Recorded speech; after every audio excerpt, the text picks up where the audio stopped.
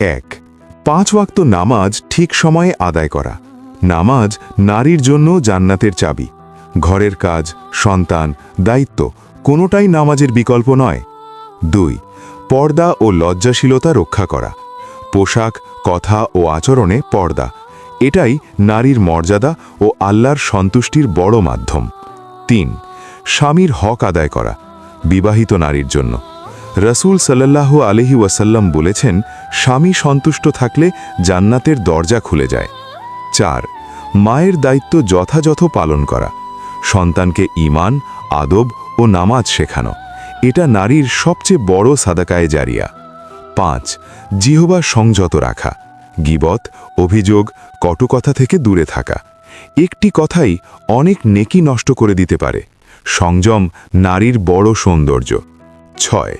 নিয়মিত দোয়া ও জিকির করা। ঘরের কাজের মাঝেও সুবহানাল্লাহ, আলহামদুলিল্লাহ, এটাই সহজ ইবাদত। 7. পিতামাতার খেদমত ও সম্মান করা। মায়ের জন্য জান্নাত, বাবার জন্য আল্লাহর সন্তুষ্টি, দুটোই নারীর জন্য বিশাল নেয়ামত। 8. হালাল হারাম সম্পর্কে সচেতন থাকা।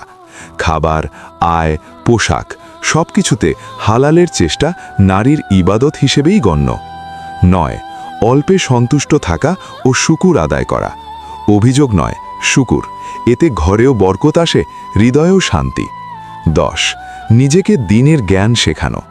কোরআন, সহি হাদিস, ফরজ, সুন্নাহ জানা, এটা প্রতিটি নারীর দায়িত্ব। একজন নেক নারী একটা পুরো প্রজন্মকে জান্নাতের পথে নিতে পারে।